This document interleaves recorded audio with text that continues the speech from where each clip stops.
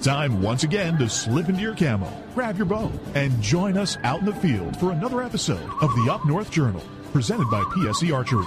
The Up North Journal crew is knocked and ready to rock for another exciting adventure. So let's step outside and hit the trail. This episode of the Up North Journal podcast is brought to you by PSE Archery, Yamaha Outboards, Better the Hunt, Easy Cut, Packer Max, Deer Camp Coffee, Buck Baits, JPO Game Calls, Limwalker Game Calls, Wild Seasoning, Total Peep, Sunrise Archery, Scent Lock, and Scent Blocker. Welcome back to another episode of the Up North Journal, everybody. Host Mike Adams sitting in a very warm and muggy cabin tonight here in mid-Michigan, along with my partner in crime here, Mr. Dan DeFall. What is going on? It's Wednesday. We talked about this when I got over here, about how hot and muggy it is. Mm-hmm. Like I said, we're about ready for that change. It's time for a new season. You know, that happened about 2-3 weeks ago. I was up north. We were camping. Nancy and I were. Woke up one morning. It was about 52 degrees. All of a sudden, my right trigger finger started twitching. There you go. I'm like, yes. You know what? And speaking of that, it's time. It is time. Next week is September 1st, and my dog's barking. And your dog's barking. Bucky in the backyard hasn't lost his velvet, but he's changing his coat. He is changing? Yeah, he's changing. He's getting his winter coat out, or getting his winter coat ready? He's warming up his winter coat. He's probably sent the rest of it out to the cleaners, and it's coming back slowly. Gotcha, okay. So it's one of those things that we're 40-something days? Yeah, something like that, yeah. So 30... And today's 25th, 36 days. There you go. So. And we'll be hunting here in Michigan on October 1st. Obviously, there's some earlier seasons that's going to go off in September.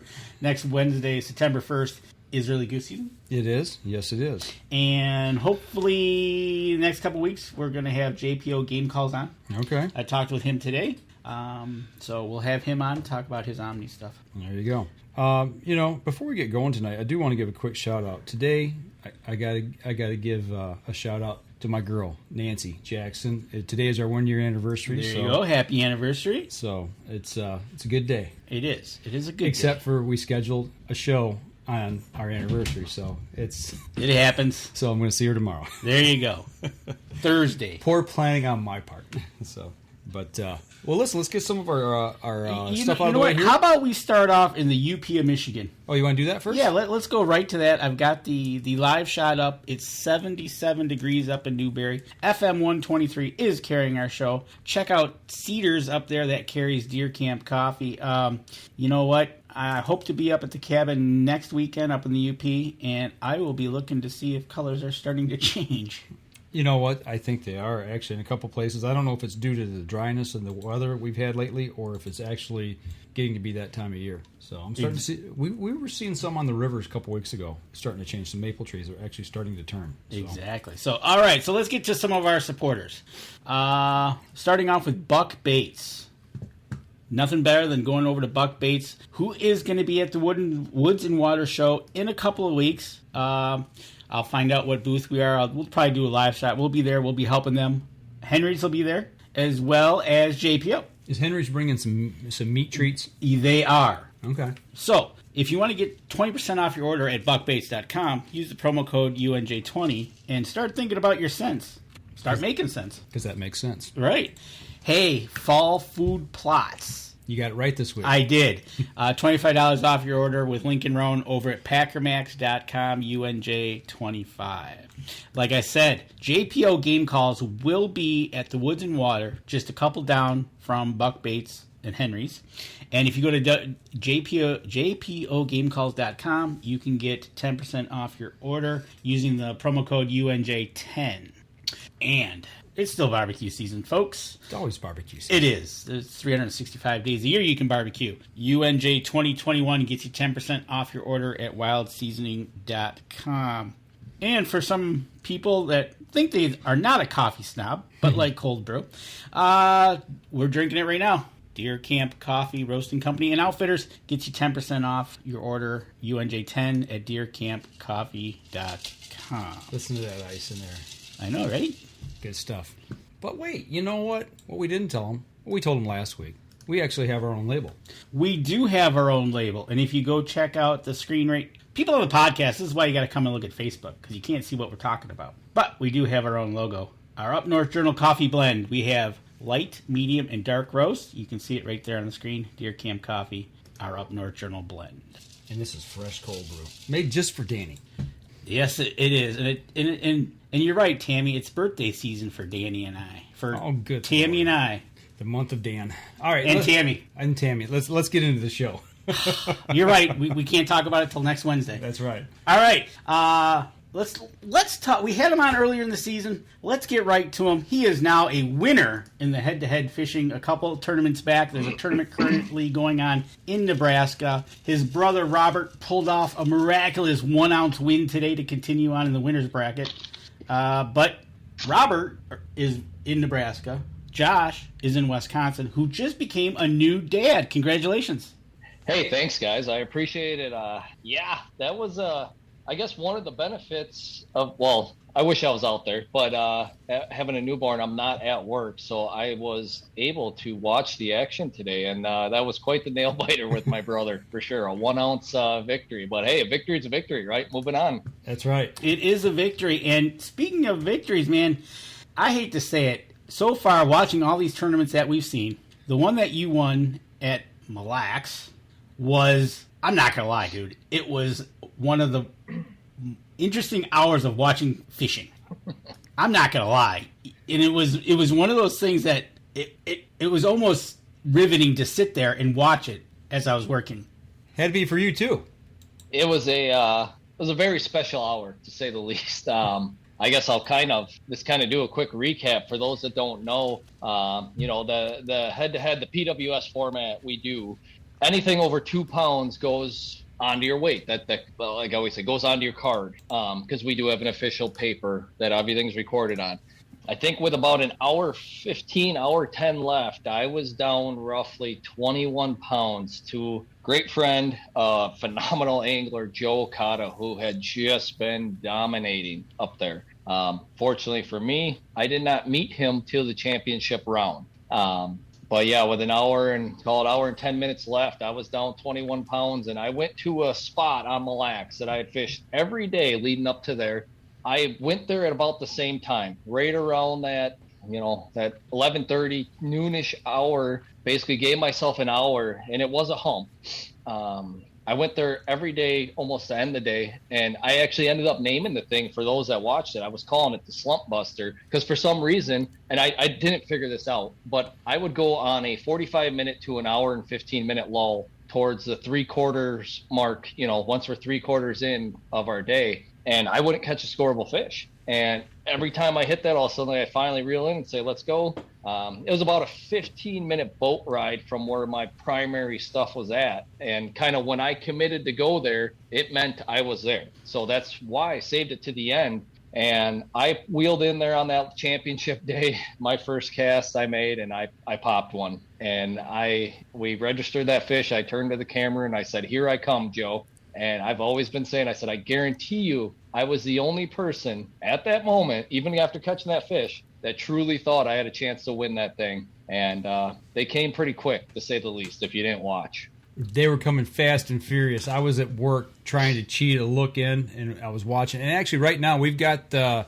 last couple minutes, or last 20 minutes of you guys going head-to-head here up on the screen right now. And hey, got you reeling in one. But I tell you what, I was cheating looks in, and I was watching, and I said, he's going to win this thing. I said, he's going to come back and get him, And I be dang, man, you put it on a show. I have no fingernails left after that. I was just chewing them off, man, watching. It was the most riveting television fishing that I've ever seen in my entire life. It was incredible. And we're not lying here, because I got yelled at by him because I was trying to text him what's going on, and then he started yelling at me that I was interrupting his live feed of watching you. And I said, all right, fine. But I tell you what, man, it is, for you guys out there, it has to be, because we're at, on the video we're showing, you've got 17 minutes to go, and you're down 2 pounds, and you're just brought in a fish. I mean, just to stay and do the fishing you needed to do and not get, I guess, excited and do it wrong, I guess,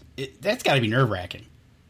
I mean, honestly, the nerves never got to me. And my goal, once I made the grade 8, so after day 1, I'll admit, so like I'm Lake Mille Lacs, that was the 3rd time I've ever been there. I have done well there every time. The first 2 times, I believe my first time ever there, I took a 9th. My second time, I took a 2nd by a half a pound.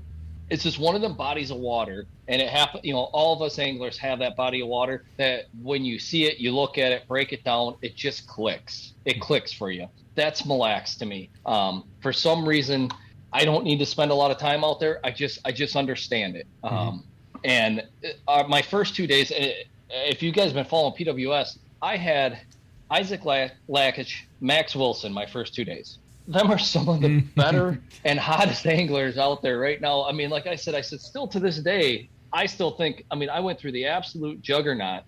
Isaac won Angler of the Year. He just wrapped that up at Lake McConaughey. It's already done and over. He's got it. Guess who finished 2nd in Angler of the Year? Joe Okada. Max Wilson is still fishing right now. Won his match today, and he is right up there. He's in the top 10 for Angler of the Year. So, these are some of the best anglers there are out there, and I did go through them. And those first 2 matchups, I really didn't have nerves. I was very confident in what I was doing, and I kept saying in the morning, and I believe it was against, I think it was against Max. I caught a fish on my first cast. As soon as they said lines in, we hit that 8 o'clock mark. I caught a fish right away. And every morning in my interview, I said an important thing for me because of this format, and I think I can because I was very confident. I was spot locked. And how our format works. We go out, you sit there until 8 o'clock. So I was on a piece of structure. I was on an area, and I was confident there's fish there. And I said, I need to get on a quick start. And because that's when the mental game starts with all, your competitor. If I can catch 2 quick ones and they're down 8 pounds like that, now all of a sudden that's in the back of their head. It's just another advantage for me. So that was my goal. And it's not everyone's goal, but up there, I really felt I could do that. I didn't target necessarily my best fish in the morning. I targeted my quantity fish, just hoping they'd go 2 pounds. All I wanted was weight on the scoreboard.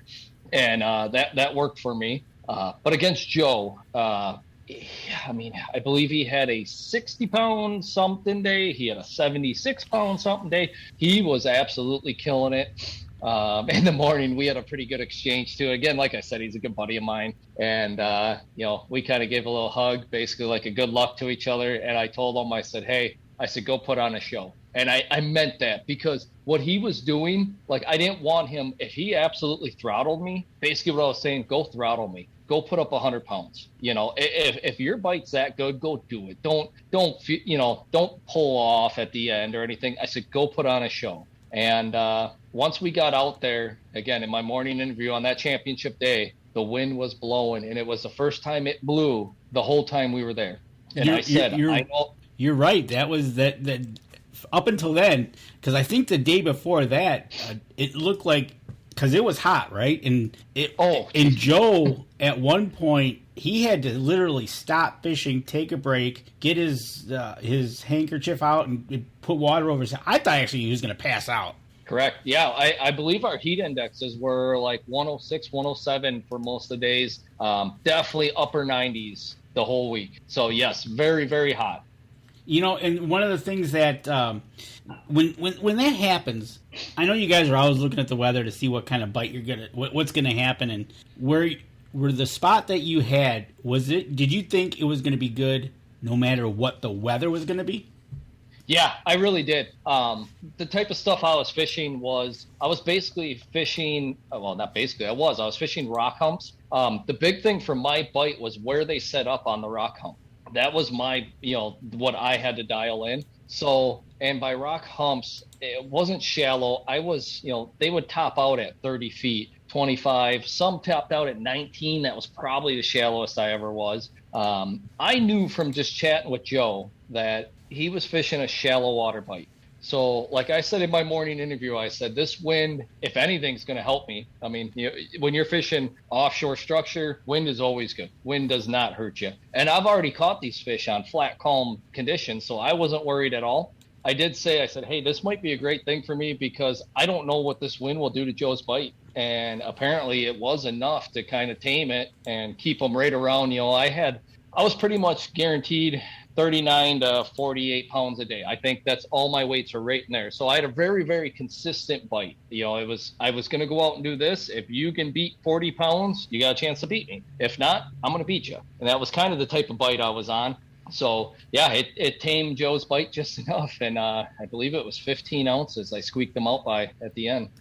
Less than a pound. Yeah, it was incredible. It was definitely you definitely called it right. It was definitely squeaking by there at the end. But that last hour, if people want to go back to the Facebook head-to-head page. Go find that the day long. Go about to the 5-hour mark and just watch it from that part on, because it is just. It's funny you say that, but we're coming up on our first break. When we come back, we'll continue talking about this, because the next tournament is an interesting one that I just want to point out something. So, all right, we're going to step outside. We'll be right back after this.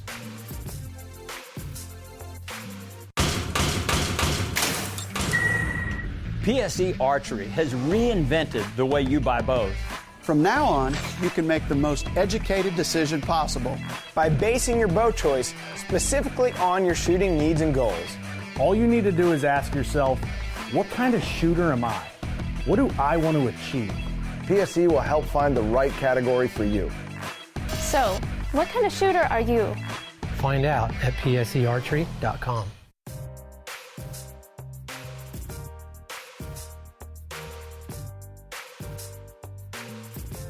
Welcome back. Second segment of the show. We got some questions here in the queue, but I want to throw something at him here. Go ahead. I just wanted to point out, you went from Mille Lacs, and the next tournament was in Mississippi Pool 2, right? Correct. Yes. You want to talk about going from one end of the spectrum to the other. From everything to nothing. I was like, wow. But that's how fishing is, right? If everybody could do it, it wouldn't be. Everybody be doing it. It was interesting. And you know what? The thing with Pool 2 as well, for those that don't know, it's a straight catch and release pool. So that's one of the great things about our circuit we're doing. We're allowed to go to areas like that where when it's a catch 5, live weigh-in, Pool 2 is never in play. So this has really never been done on Pool 2, but it's a fantastic fishery. Unfortunately, like a lot of the events we came across this year, we dealt with low water, no flow, bite a lot harder than was anticipated when the schedule was made. But I know because it's all being viewed, or the video, the whole show, people want to see fish catches, and I get it. Personally, I think it's great watching us anglers when we struggle, and by struggle I mean when we have to catch, you're looking for 1-2 scoreable fish a day, and watching the intensity of all the anglers when you get to see that. To me, that's a cool part. Like, we love seeing like a Mille Lacs event when we're putting up between 40 to 70 pounds. Those are fun too, don't get me wrong. But when you catch a 5-pounder and now you advance to the grade 8 because you caught one good one, or when that one comes off beside the boat, and that was the difference of why you didn't make it, which I bring that up because that's exactly what happened to me at Pool 2. I dropped 2 good fish right beside the boat that would have had me in easily. But on tough bites like that, you can't do that. That's the difference of making the bracket and not. And I dropped 2 fish, which I would have been probably sitting in 3rd place if I had them. Instead, I think I finished in like 18th or 19th because I did not have them. You know what? But obviously people want to see fish. That's for sure. But 100%. When you go to what you guys call Dinkfest, watching you all trying to just catch a fish is pretty cool too. I'm not gonna lie, because every little possible bite you're trying to get, you just need a fish. So I'm a big fan of Dinkfest. I know there's some haters on it. I like it. I think it's fantastic, and the reason being, as an angler, so like I'm going to use the Lake Wisconsin event as an example. That was really tough event, and it didn't take long, at least for me, or I'm sure a lot of the guys, when they started pre-fishing. We only get 3 days of pre-fish, and we have 30 days off limits before then. So once you realize how tough a bite is, there is a whole nother strategy that now you have to prepare for. And, like Mille Lacs, there was no dink fest. There was no question. I did not have a dink spot. That was not even, honestly, the ones I caught that were under surprised me. All my 3 practice days, I never caught a fish that weighed under 2 pounds. So the ones that I did, I was actually a little worried that a smaller class of fish moved into mine. But Lake Wisconsin, I did not make the grade 8. I had a spot ready. If I made the grade 8, to go dinking in, where I thought I could catch probably close to 12 pounds an hour with dinks. And that's stuff you have to prepare for. Like I give Isaac all the credit in the world, especially with his Lake Wisconsin win. He won that event because he was prepared to go dinking. He won his first 2 bracket matches in Dinkfest.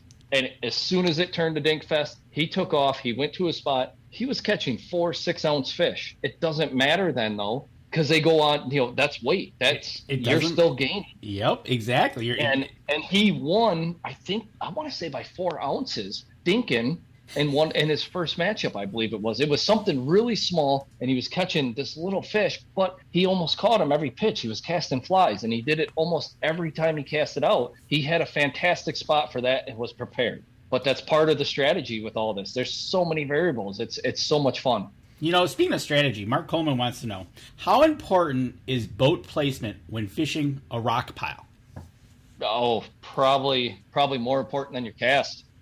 Your boat position is what sets you up on, and that's kind of back to what I was saying with my bite on Mille Lacs I had. There's fish there. I knew they were there. They repositioned every day. And when you're in a timed event like that, you don't have all the time in the world to try to work a piece of structure and figure out where they reposition, especially if there was only 2 of them, and then you only end up catching 2 of them, and you spent an hour and a half trying to figure out where they were at, and you got 2. Mille Lacs fish different. The general rule of thumb is they will, on most places on a rock hump, they're gonna the downward side or the upwind side, they're gonna position there because everything's blowing right into the face of that. And generally, it's gonna blow bait fish, it's gonna blow everything right into there, and that's where they're gonna set up. Mille Lacs was almost the exact opposite, and I'm thankful I figured that out. That whenever we did get a little bit of wind, those fish went to the totally opposite side, and not only that, they actually slid off the structure. That spot where I made my big rally, I was probably 70 yards off the actual structure catching those fish. And again, I had figured that out during practice that they moved, and in fishing terms, at least to me, that's a ways off the structure. And they all slid out in a wolf pack out there. And once I found them and really cued in on them, I believe, I think I went 4 for 4 in casts or 5, something like that, like 5 straight casts. I caught one because once you can dial in a program like that, then you're on them, and that's when you get to just pick them apart. But yeah, a boat positioning, boat control is 100% key when fishing structure. Well, kind of going along the same lines, what you're just talking about, going back to that area. Day after day after day, same time. Do you ever worry about overfishing a certain area? Yeah, 100%. And honestly, how good that area that I ended my days on was, I was so tempted to start there. It was like, well, I keep going there at the end of the day and catching anywhere from 3 to 6 fish within an hour, which is great. That's a great pace. And it was almost one of them things where I said to myself, I'm like, if it ain't broke, don't fix it. So I never fished there in the morning. I didn't. I stayed away from it, and I was confident in the other stuff I had going. I was kind of like get my weight, and I knew once I hit that 45-minute to an hour spot, and it wasn't it was a program I was fishing there. So a lot of that stuff that I fished, I didn't even touch there in practice. It was this confidence. I knew what I was looking for. I would pull up beside it, and again, your electronics are huge. I'd use my side scan. If I saw the rock I wanted, I would fish it. I knew I'd catch one. So yeah, I was, I'd pull up next to a hump that I just saw on my map, and I'd see what I wanted, and I'd get in position and catch a fish or 2 off it and move to the next. But now when you say you pull up to a rock or a hump, did you get to the point where you were looking for a specific rock? Yeah. And with our practice and my past experience, I knew exactly what I was looking for. On Mille Lacs, I don't want to say boulders. There's not like giant boulders out there, but a bigger rock with gravel all down the side was the key. And you would see some of these humps come up and it'd just be gravel, or it would just have some of this larger rock on it. And as soon as it started dipping down to the deep, it'd just be straight sand. Those I'd skip right over. Not saying you can't catch a fish off them, but that was not the most productive area. When you had bigger rock right on top, and then it had the gradual gravel, that was absolutely set up on it and fish it, because you will catch a couple. Well, you had mentioned earlier in the first segment, you said you go back there, every day and fish that same spot. And you said it was quite a haul. And I also noticed within the last 10 minutes, 15 minutes, Joe Okada actually made 2 different hauls to hit a different spot. You guys run Yamahas, they're reliable, you get up and go. But, I mean, it takes guts to make those hauls that late in the game and get to a spot. I mean, when do you know it's like, okay, I got to go now or I don't go? I mean, kind of go through that mindset of being able to just take off and make a run for it. Well, like you said, yes, we run Yamahas, both me and Joe, and that is the reason, because when you need to make those runs, those last minute, it's the reliability, it's the performance. I know I can. I have the confidence in my equipment. Without having the confidence in my equipment, I can never do that type of stuff. And like you said, when do you know? To me, I'm a gut feeling fisherman. Like that was all. I didn't have set like a hard in, a hard out type time.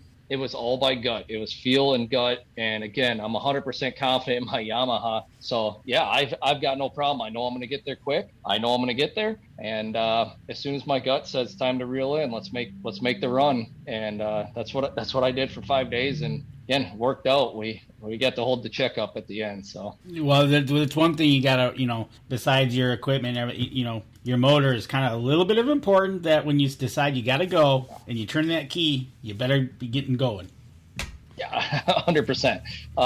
And again, this is just another reason why since day one, I've always ran a Yamaha. And, I'm always honest with people. I'm very, very blunt, honest when I see them at shows and stuff. And they ask me why. And I'll say, if you're an absolute speed freak and you want to be the fastest boat out there when you're trimmed up going, maybe a Yamaha is not for you. But if you want to know that when you turn the key, it starts, you're going to get the best fuel mileage, the reliability. When you make, last year at the NWT, I was making a 125-mile run one way. That's it. I mean, it's insane. But it wasn't even a second thought because of my equipment. And again, that starts with the motor on the back of my boat. I know I can do that with confidence. I left myself with an hour and 30 minutes of fishing time making that run. And I did it without even thinking twice. I know I can do it because I know my motor's going to get me back. It's going to start. I've got the best fuel mileage. So I only need to make one fuel stop when, there was a handful of other guys. By handful, I'm saying 4, that made the run. They were requiring 2 fuel stops. I could do it in 1 because, again, the fuel mileage is great on them. So, yeah, that's 100% why. And especially in the multi-species, the walleye side, like I always tell people, how often do you get to really just let it rip and trim up? That we don't do that. We're not on, like the bass side when them guys get to just go 80 miles an hour, trim it up, have the, basically an inch of the boat in the water. We don't get to do that much. We're usually on bigger bodies of water, or even a 5-10 mile an hour wind, which is pretty common everywhere. Blows it up a little bit where you still have to throttle back a little bit, and that's where the Yamaha performs. It's a fantastic motor. I'm so thankful for them, and I can't wait for the coming years. I'm not going to lie, missing this McConaughey event, it really hurt where I was sitting in the standings. It guaranteed me I'm not making the championship. Obviously, it's a five tournament qualifier. You can't miss an event and make the championship. But obviously for good reasons. I had my son, Beckett James Blosser. I am so happy we had him. Actually, I had joked with some of my buddies, my brother. I texted him. I said, I had just put my earbuds in, was tuning into the PWS to watch them, and suddenly things ramped up in the old delivery room, and it was time to quick throw my earbuds out of my ears before I got in trouble with my wife. Those earbuds. I kept one in for a little bit, and then once I realized it was actually really serious, I'm like, I better not get caught with one in, listening to the my brother fish the PWS. So yeah, that earbud might have become permanent, buddy. Yeah. I like I said, I love it, but I also I think sometimes, and I'm pretty sure that was the right call. But yeah, he was born at 8:25 in the morning, so them boys went lines in at 8, and it was great. Obviously, I would never trade it for the world. That was a fantastic experience. I'm so thankful. Everything went smooth. Mom and baby are doing great. But, when I switch modes and look at the fishing side, it hurt a little bit because I was right there. I truly feel I would have been in the championship, which is coming up in October, I believe. But like I said to the PWS, the head-to-head, I did an interview with them.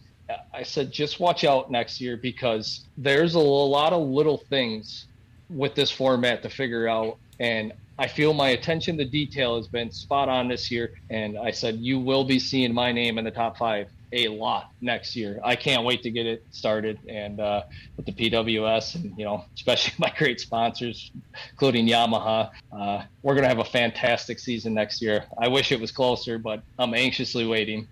All right, man. I tell you what, we're bumping up here on our second break. And we got some more questions. So. We got a lot of questions, so we're going to step outside. We're going to take a next break, and we'll answer a few of them when we come back. We'll be right back after this. PSE Archery has always dominated the speed category. Now, the most revolutionary cam system ever to hit the market has perfected the shooting experience.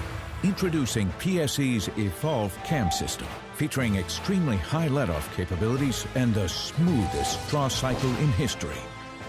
No other cam system has ever delivered this level of total comfort and total control. Experience PSE. Experience performance. Welcome back. Third segment of the show. Easy for me. And for those on the podcast, it's another reason why you got to tune in to the live Facebook or even on YouTube to catch it later in the week. There's things that goes on in the breaks that you don't hear that we talk about. Mm-hmm. Wondering how somebody gets an earbud impaled into their ear. That's right. Find out in a delivery room. But anyways, Mark Coleman wants to know, do walleye choose a natural current over structure, like you said, like 70 yards off a rock hump? Assuming you're talking lakes, correct? I'll answer it talking lakes. So honestly, Mille Lacs fishes, it's one of the most fantastic fisheries in the world. I've always described Mille Lacs. If you look at a map of it and you think there should be a fish there, there will be. But again, we're looking for different caliber fish, or at least I am. On top of the humps, there was fish. There was fish to be caught. They were the smaller fish. I just found yes. And what I think it was at that time, there's so much bait. And if you were watching them fish we were catching, they actually weren't fat. They're very healthy, but not fat. They didn't weigh a ton considering their length. They are bug eaters. There are multiple bug hatches. The bloodworms. They're, in my opinion, the Mille Lacs fish are just lazy fish. So what them fish were doing, they was actually sliding off. I was talking about that gravel that came off to the deeper water, and then it went to a sand mud bottom. They were right on that transition. And the reason being is because they had their bloodworms. We actually were fishing during a bug hatch. I don't know how many fish I caught that spit up, either the worms, mayflies, lake flies. There's so much, shad perch in there for them to eat, but they don't have to because there's so many bugs. This is my opinion. I'm not saying this is a for sure thing. I truly do believe it, though, that they're just lazy fish, and that's why you have to basically put a bait right in front of them. But when you do, they all want to eat because they're really not that full. And, that was kind of at least my thought process when I was breaking down Mille Lacs for those 3 days. So when they've got a lot of natural food like that where you were at, and you're pitching an artificial bait, even though it's artificial, if you put it right in their mouth, they're going to strike it, is what you're saying. Yeah, that's why, Mille Lacs is just, with live bait, it's known as a fantastic power corking lake, rigging chubs, slip bobber, and you saw Max Wilson. He actually went to an artificial leech and did very well with that. Mm-hmm. He was slip bobbering. He was targeting individual fish. He'd pitch his bobber over them and they'd eat it. But again, he'd have to pitch his bobber over them. He wasn't going to a spot blind saying there should be fish here, let's cast the bobber out and wait. They're not going to come get it. He was able to use his active target, or I believe he's Garmin, Panoptics, and he would, pitch right to that fish. And he was watching him eat it on his screen and then set the hook. Wow. Nothing like watching it on TV, actually, when it's below you and setting the hook. And that's amazing. I got to hand it to the electronics for being that good. Not going to lie. Right. They really are. And that Mille Lacs event, I guess one of my biggest compliments I got was from Max and Isaac when they found out I did not have active target or Panoptics. When we were talking afterwards, they had said, "Hey, were you spotting them fish, individually targeting them?" And I said, "No." I said, I don't have it yet. I was waiting for mine. I've been waiting for it." And Max's quote was great. He said, "I lost to someone without Panoptics or active target." And I said, "Yeah, you sure did." And I will say though, Mississippi event, I had it on my boat then. It finally came. I finally got it installed right away, and that's the first time I got to play with it. Wow, what a tool! What a tool! I mean, all this quick, I was fishing wing dams there. I was not using it to target an individual fish, but what it was saving, there's got to be 200 to 300 wing dams down Pool 2.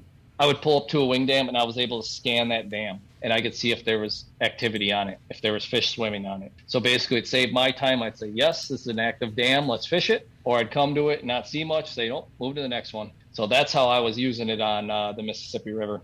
Making the most use of the time you had. Correct, because we have such little time to break these bodies of water down.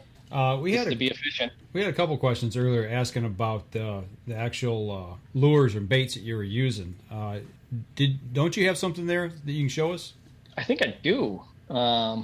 If you want to give that information away, that's entirely up to you. Yeah, this is the winning bait right there. So what that is a Strike King Rage Swimmer 375 and what they call blue bug.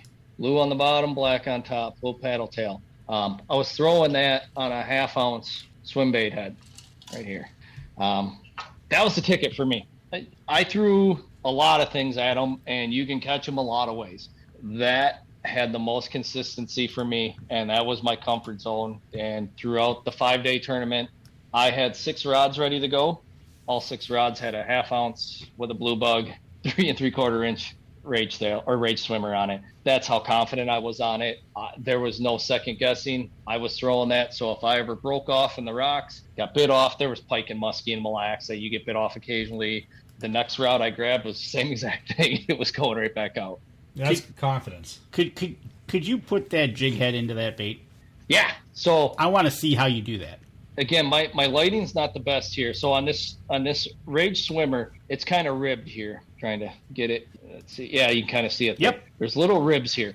So when I bait this, and as you can see, the black side of this note from there, that's how you want it to swim. You need that paddle down. I'll take my hook and I line it up just how I want it. And I'm very picky, and I'm a true believer that when you put plastics on, if you got that little kink in there, like this, like that, however, it needs to be straight. So what I do on a bait like this that has the ribs, I'll line it up like this, and you take the bottom. Let me switch it around this way now. Take the bottom of that hook. This is a 3-aught, and I'll pin it right there. That is where I need that tip to come out. And then on one that has the ribs like this, I will actually physically count them. That way I know I poke out right at the right spot. Other baits, and you come right through the head, and other baits that are not, say, ribbed, so to say, what I'll actually do, and I'll show you after I get this one on there. So just like that, there we go. See how it lays perfect? I'm tight up against the collar, and it's straight all the way through. It's a huge deal, to not have it bunched up. And I think everyone knows what I'm talking about. We've all put a plastic on that didn't quite line up. What I was saying with a piece of plastic, if I'm using that is not ribbed, I'll actually take my fingernail on that same mark, and I'll kind of bury it in, and basically you can make a strike on it. You can, you're not cutting into the plastic, but you see your little scratch. Mm-hmm. That way, as I thread it, I know right when I'm there, I feel for that tip, bang, pull it out right there, and it's lined up perfect every time. Okay.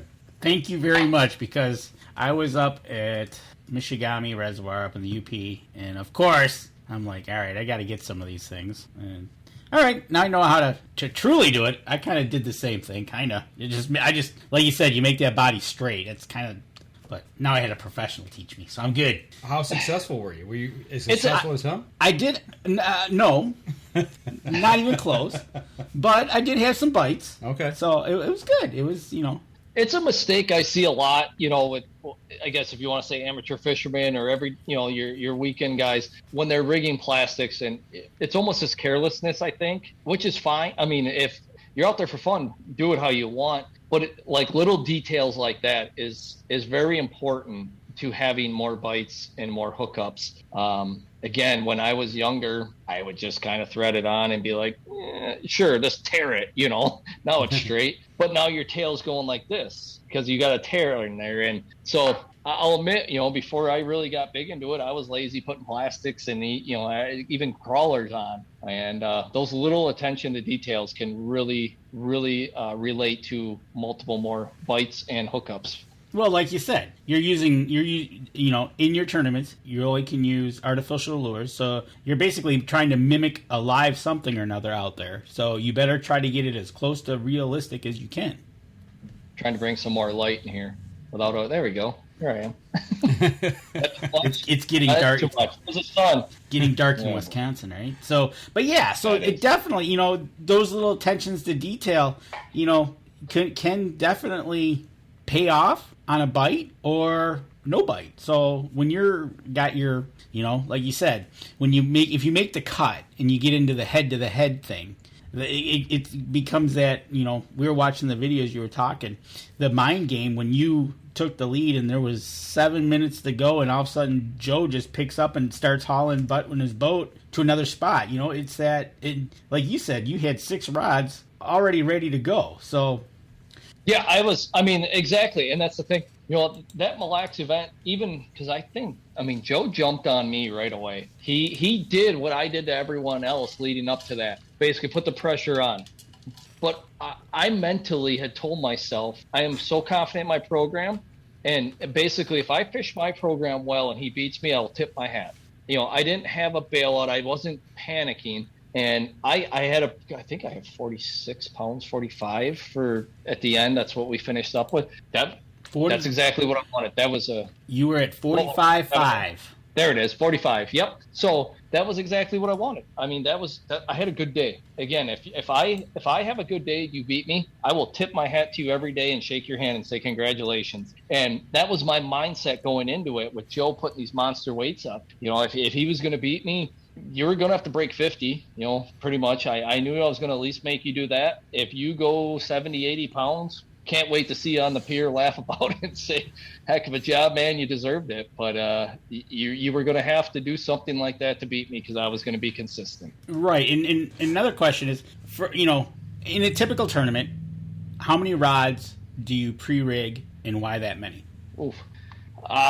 Honestly, that all depends on the body of water. A place like Mille Lacs, it's Minnesota. You're only allowed 1 rod per guy, which it's only us in the boat. So that wasn't bad. I would say, as I drove up to Mille Lacs, I probably had 10 spinning rods, 2 lead core rods, and 1 mono trolling rod, I think is what I had rigged up. Now, for instance, a place like Detroit, I had quite a few trolling rods just in case, lead core, multiple different spinning rods. I had them short, medium, heavies for jigging them 1 ounce or 3/4 inch jigs. I had my medium 7-footers for cast and blade baits, rip and wraps. So I probably had I don't know, close to 18 rods ready to go when I went there. So depending on body of water, what type of water, and what you think you need, it could be from, like you said, Minnesota, you're allowed 1 rod in. Others 2. So that's another thing. But like you said, you don't know what they're going to be biting on. So it could be 1 to 20 rods that you got sitting around waiting, depending on where you're going. Correct. And when I say rigged and ready to go, those are the rods in my boat. I'll have other rods in my truck with me just in case suddenly I see something I wasn't expecting. Big one in the walleye side's hand lining. Detroit, I hand lined, that was in the boat. That's not really a secret there that's a successful tactic. But my hand lines are always, I love hand line. I do. So if I can find current and find an area that I think is productive hand lining, I'll bring them out. At the NWT, what was that, last year? When we were out at Sakawea, out in North Dakota Reservoir, there was an area there that had a little bit of current on it, but it was more to disguise. And I actually got a lot of compliments for doing it in pre-fish. It was so I could hide fish. Instead of trolling crankbaits, I wanted to have my hand lines out. I felt I could fish just as effectively, only I had my 2 lines stacked. And whenever I hooked up, I was just able to casually pull off the structure, act like there's nothing there. For those that have hand line, it's just all of a sudden it's like, you feel that pulling. So I can just kind of hold it beside the boat. And as I go past the troller, wave as I got a, 3-4 pounder shaking back.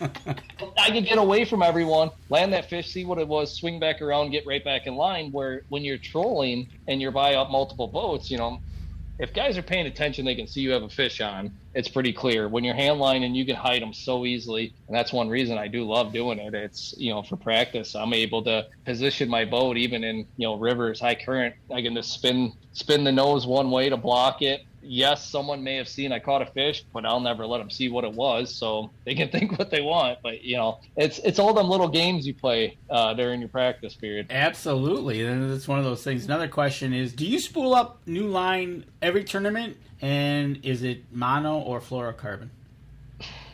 Yes and no to the first question. All depends on usage and what I need for the next one. Generally, when I'm casting, I actually like using like the Crystal or the Tracer 8. Those are my go-to. There's always a time for mono. I rarely spool a full spool with fluorocarbon. Now, there are times I will run big leads, tie uni knots, have a 3-foot fluorocarbon lead. Not saying there's not a place for fluorocarbon. At least for my experience, I don't feel the need, especially, when you're talking costs and stuff. There's no need, in my opinion, to put an entire spool on. If you can tie a good uni knot, when you can still have a 3, 4, 5-foot leader of fluoro in front of your presentation. But yeah, generally I am like the Tracer 8, the Berkeley, even the Crystal with a uni knot to fluorocarbon would be my general setup. All right, and is there any you need to do that when you re-spool something out? Is there a time limit for that line? I know, like typically every year people change over, but because you use it so much, do you do it like just before the tournament you leave to go, or you're there? Is there a time limit that you try to get it all done before? So I obviously prepare for each event before I leave, but I don't say like, hey, all these rods need to be respooled. I go through and check them. It all depends on usage, the stretch it got from the last one. If I used a rod and casted it, even say 10, 20 times, I don't need to strip everything off. It's fine. Now, I will always strip at least probably, my go-to number. If I'm not changing line, I always take 7 pulls. And it's just a lucky 7 thing. It's super, fishermen have it. So no matter what, I will open the bail and go 1, 2, 3, 4, up to 7, and take big pulls off, cut it, and retie right there. So basically all that line that has been exposed in front of my presentation and stuff, I get rid of that, start fresh. Obviously, if you have any break-offs or anything and your spool's short, I will always re-spool then. I never, run a short spool. There's so many advantages to having your spool full. That's very important as far as your retrieve time, your cast distance. So yeah, if I have if I make a bomb cast and get hung up and break off, later that evening, I'll probably strip down to my backing and re-spool that. Okay, cool. Well, I tell you what, we're coming up on our last break.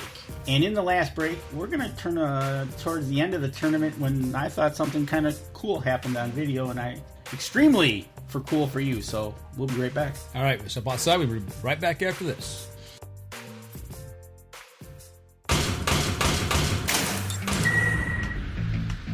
Acceleration is part of PSE's DNA. PSE pioneered the speed movement. Now they've developed the vapor category to help you find the most powerful bows on the market to fit you. High speed equates to intense power and building the momentum you need to be successful. Are you a vapor shooter? Find out at psearchery.com.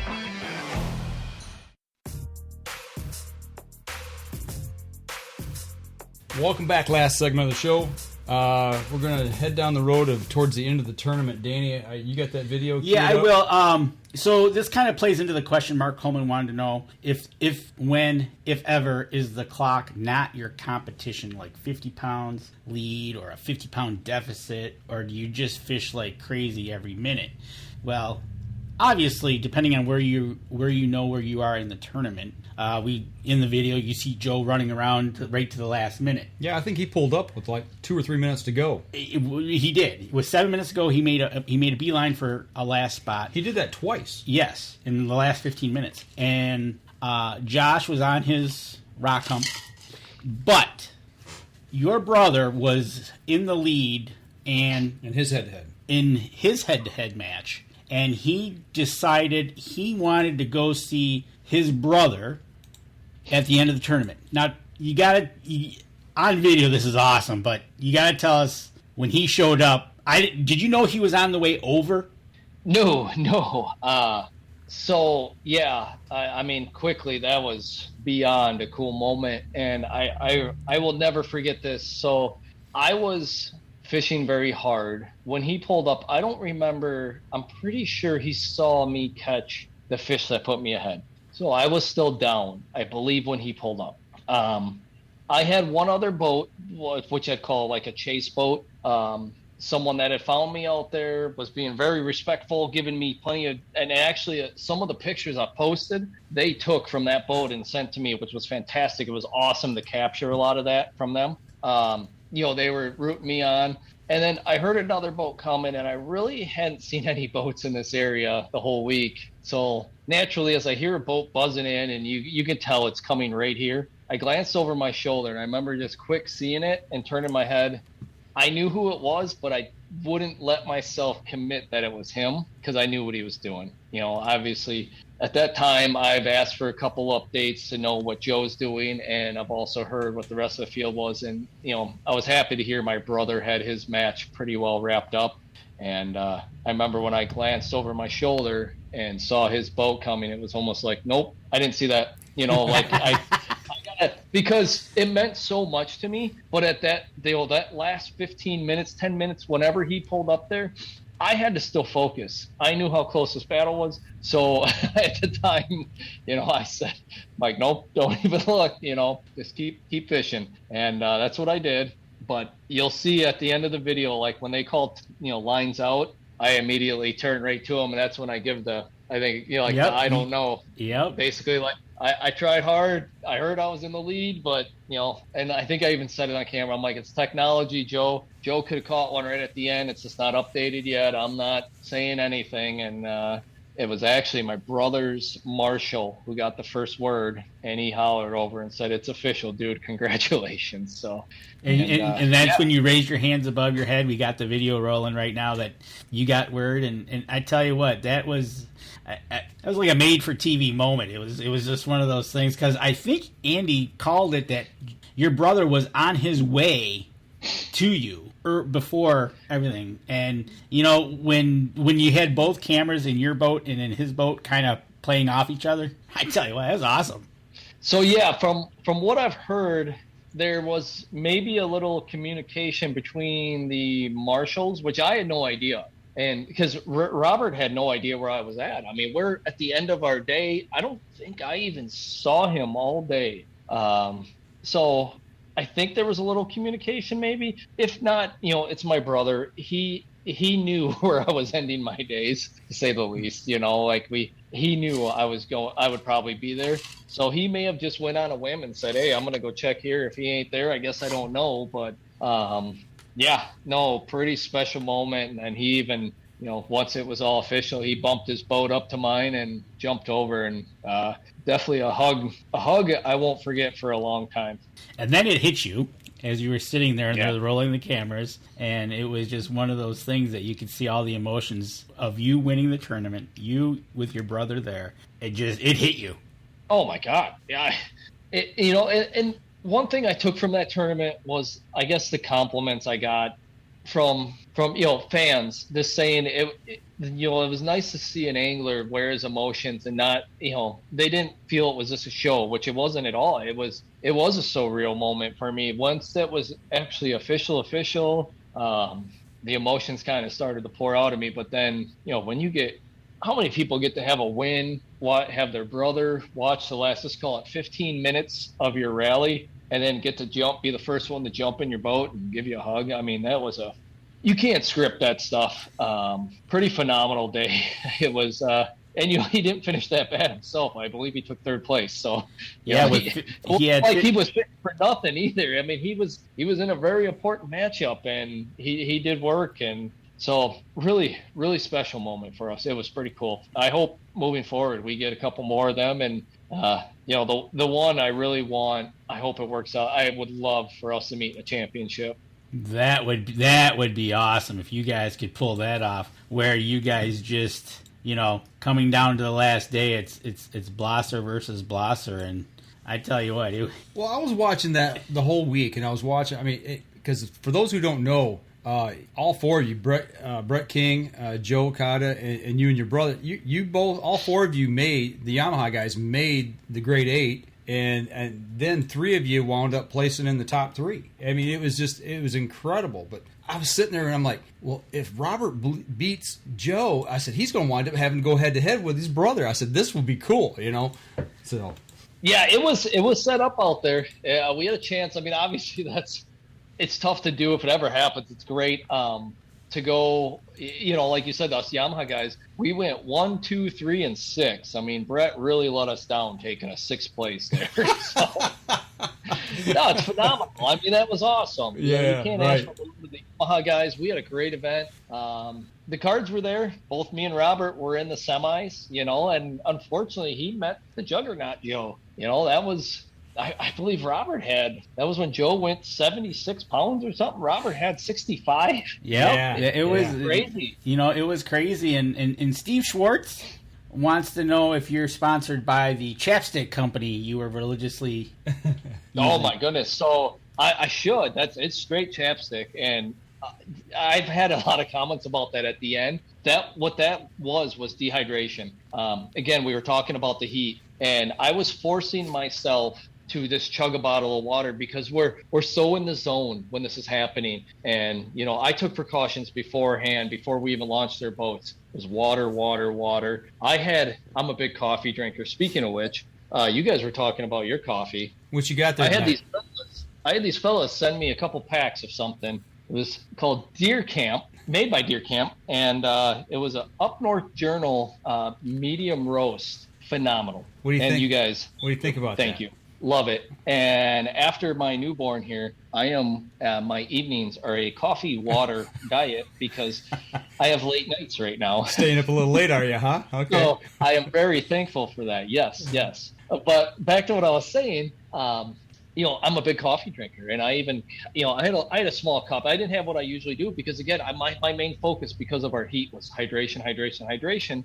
And I knew once I got in the zone, I'm not saying it's the right thing, but I just didn't give myself time to drink water out on the water. Mm-hmm. So when I would pull a bottle out, I would chug the thing. And at the end there, people kept seeing me with the chapstick. But again, that was because I was dehydrated. My lips were so dry. I finally had a chance in my mind to try to re-moisturize. I think I went through 3-4 bottles of water, just standing there waiting.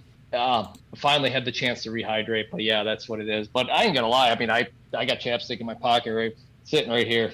Here it is. There you go. You don't hear too many fishermen talking about moisturizing. But the thing is, they all do. You had to that day.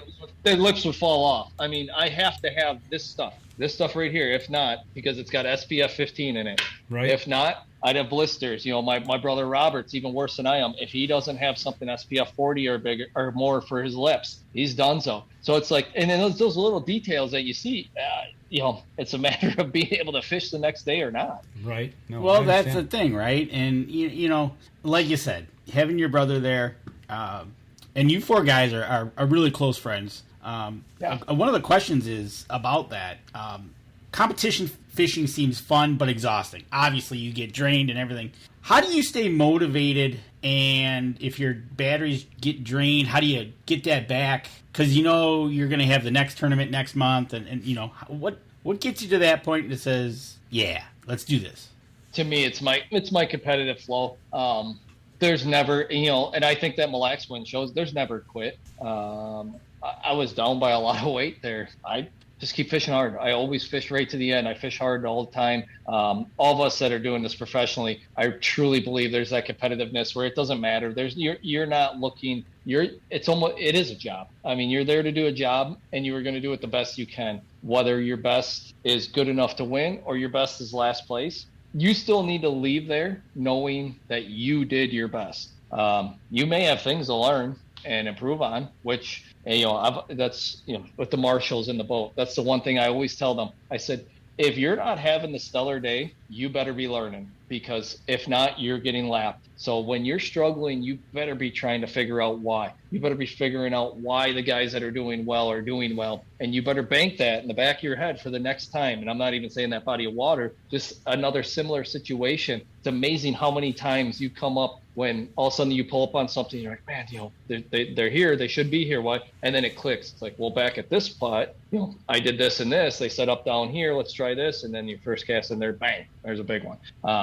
You always need to be taking mental notes. You always need to be learning, even the best. And, I consider my brother one of, if not the best. He's got the resume to back it up as well.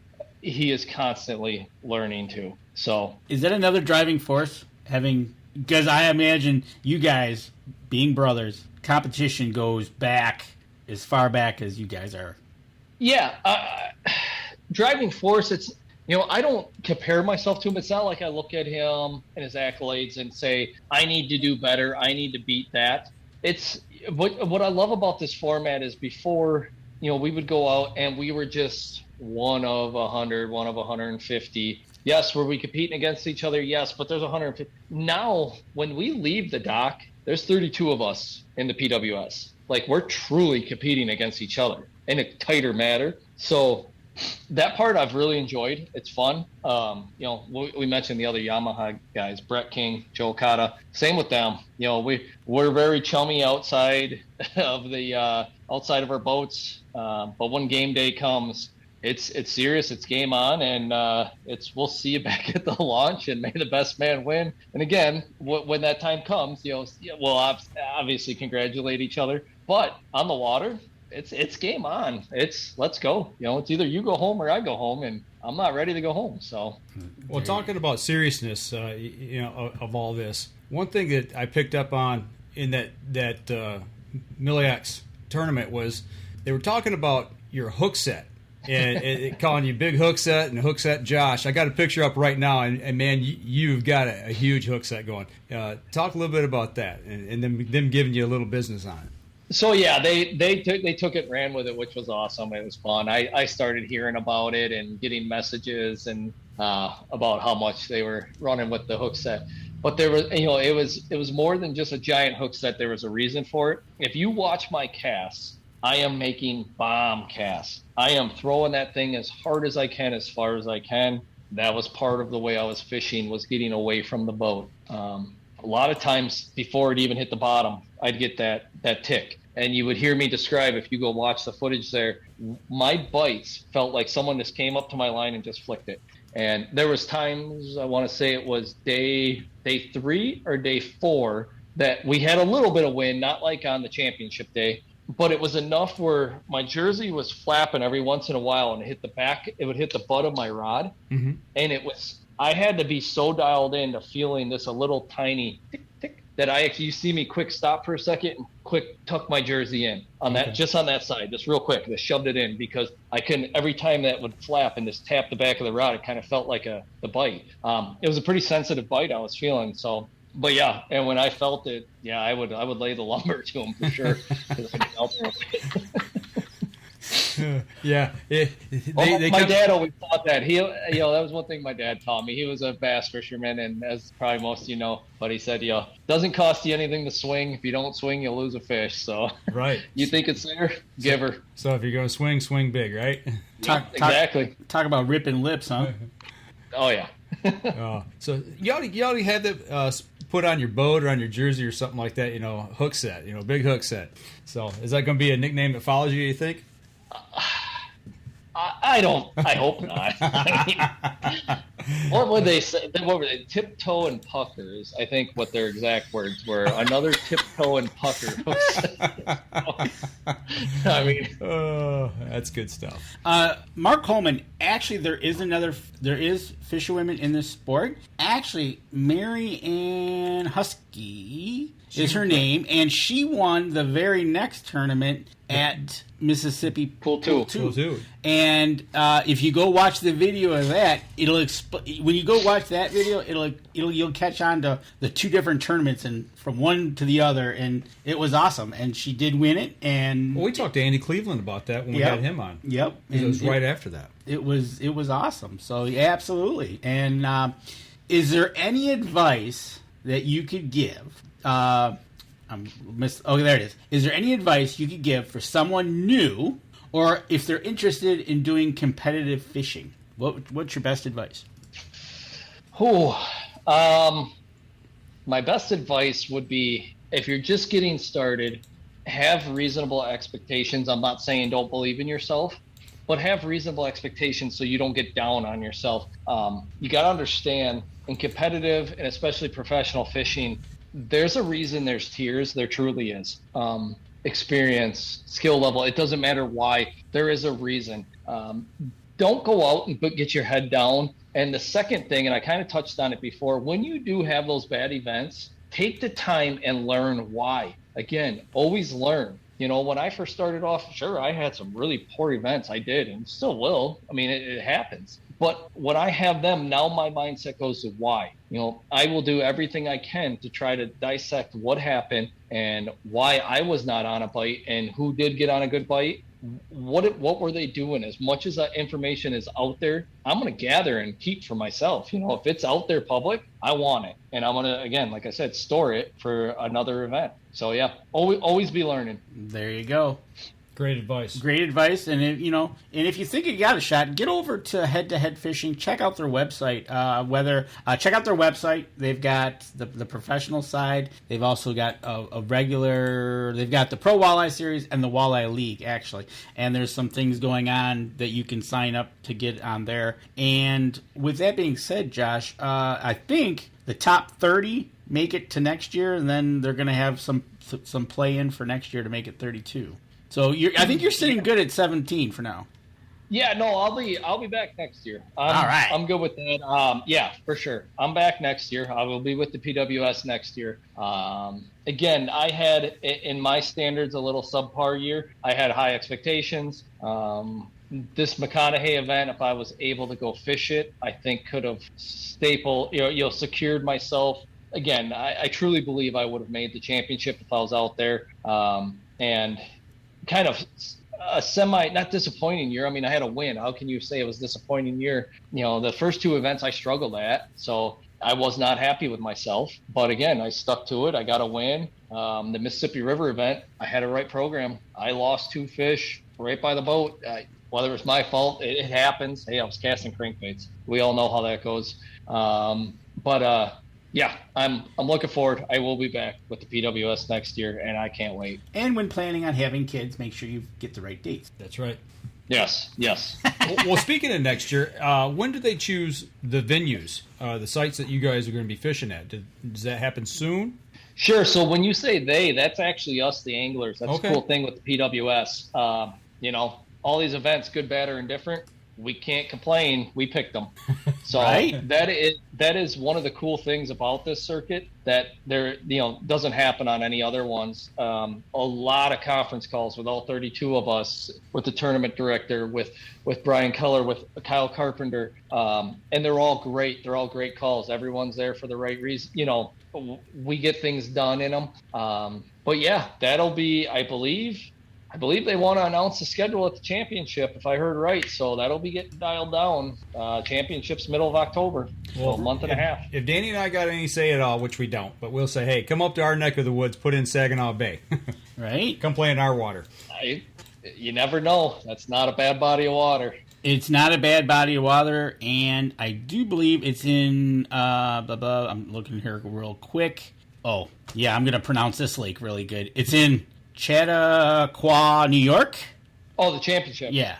Yeah, that was pretty good. Yeah. All right. On that lake, October 11th through the 15th, and you can tune in to watch head-to-head, the championship, and Facebook hopefully, Live. and watch it on Facebook or YouTube for them guys. Like I said, go over, check out H2H, go over, check out Josh on Facebook, and then I tell you what, last question, how important are morals and ethics in this sport? Are all there some fishermen in the group of 32 that are sour grapes or unfriendly? I know today, watching a little bit what I did, very ethical. I mean, Joe miscaught a fish. He foul hooked it, and I can't remember the other gentleman's name. I think he's actually, he lost a fish at the side of the boat and took the penalty. So your last word is yours, Josh, on moral and ethics. Yeah, and as you can see, I keep trying to tip my head back because I'm losing light in this room. No, honestly, the PWS, the 32 guys there, I shouldn't say guys and gals. There's no doubt. I have never had a bad issue. I have never heard of an issue. Everyone, as I always like to say, plays nice. We have rules we have to enforce on ourselves. There's yet to be any issues, any controversy, and we're all subject to polygraphs. So, it's, if you want to try, but like I would say, and I have so many, my local friends are like, with the 30-day off limits, no getting information. They're like, you really think everyone's reporting everything? And I say, yes, because that's what, so when you tell us information, if we're coming to your home body of water, it's in those 30 days, please do not shoot us a Facebook message giving us information, because what happens with your information, we go copy paste right to the tournament director, and then that goes out to all 32 of us. So if you think you're helping someone, you're actually helping 32 of us. Any information in that outside and that off periods time gets shared with all of us, because it's our whole thing is about an even playing field. So I always try to get that out whenever I do an interview or anything, because like I appreciate, you looking out for me or trying to help. But if I'm in that off limits period, don't send it, because it's, unfortunately, if that's your secret spot, it's going to all 32 of us. Because again, our ethics, our morals, I mean, instantly for me, it's a copy paste right to Andy Cleveland. And we have a site just for us that this all gets posted on. So there's plenty of info out there, that's for sure. There you go, Mark. A lot of guys do it. So no questions at all. Great. Well, you don't have to worry about Danny. Danny won't give me information. He puts me in a gar hole. Hey, great interview tonight. Great information. Congrats on being a dad yet again. That is awesome. Thank you. Thank you. That's the best news we got all night. So it's awesome. Congrats to you and your wife both. And for those of you who aren't listening or aren't watching the live stream, if you're listening to us on a podcast, go back and watch and in the break and find out, like we said, why an earbud was a subject to be talked about in the delivery room. In the delivery room. So, but thanks again for being on tonight. Danny, next week, we got anybody lined up? Not yet. We did, but we have to switch that person to another week. So we'll have to try to get that. Stay tuned. All right. Hey, well, listen, if you guys listen to us on the podcast, if you're listening over on iTunes, go over and give us a review. That helps us, and it helps the people who support us as well. Make sure you go over to Josh's social media page, give him a like, follow, share the show, share the interview. Don't forget Head to Head. Check them out as well. Give them a like, follow, and share. And do the same for us as well. And for those of y'all who are watching the live stream right now, do the same thing if you would, please. It helps Josh, helps us, and the people who support us. So y'all take care. We'll be back again next Wednesday night. Next Wednesday night. 2 more Wednesday nights before we go back to our regular schedule. We're going to get through Labor Day, correct? Yep. Okay. Josh, hang on with us here after we get done, and we'll talk real quick and let you go. But that'll do it for us this week, folks. Y'all take care. We'll see y'all again next Wednesday night at 7:30. See you then. This episode was brought to you by PSE Archery, Yamaha Outboards, Better the Hunt, Easy Cut, Packer Max, Deer Camp Coffee, Buck Baits, JPO Game Calls, Limwalker Game Calls, Wild Seasoning, Total Peep, Sunrise Archery, Scent Lock, and Scent Blocker. Thanks for listening, and join us again here next week. Until then, remember, as we always like to say, if you're out on the water or in the woods, shoot straight and be safe until next week on the Up North Journal.